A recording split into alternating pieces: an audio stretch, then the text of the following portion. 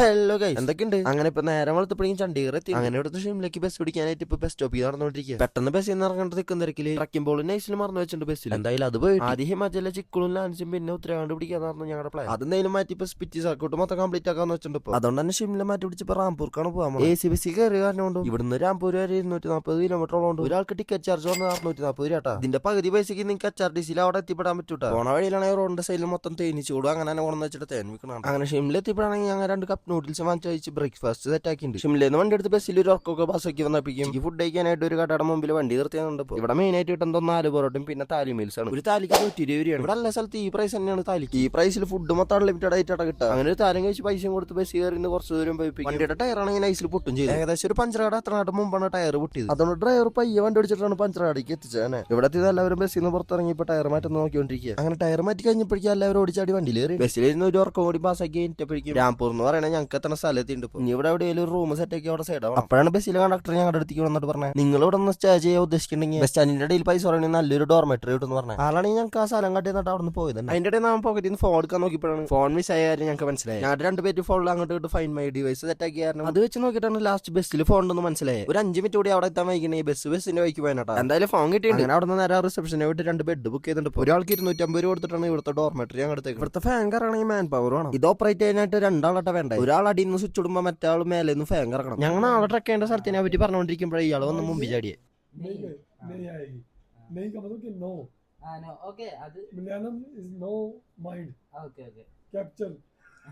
ആൾക്കാണെങ്കിൽ English അറിയില്ല. ഞങ്ങളാണെങ്കിൽ ഇവിടെ പകുതി ഹിന്ദി വെച്ചിട്ട് നടക്കുന്നത്. കുറച്ചേരം സംസാരിച്ചപ്പോഴേക്കും ഭയങ്കരമായിട്ട് കമ്പനി ആളുടെ അടുത്ത്. നാളെ ഞങ്ങൾ പോകുന്നത് ആള് പോകുന്നത് ഒരു സ്ഥലത്തേക്ക് തന്നെ ആയിരുന്നു. നാളെ ഞങ്ങൾ 3 പേര് ഒരുമിച്ചാണ് ട്രക്ക് ചെയ്യാൻ പോകുന്നത്. അപ്പൊ ഇനി ട്രക്കിങ്ങിന് കാണാം. അപ്പൊ ഓക്കെ ബൈ.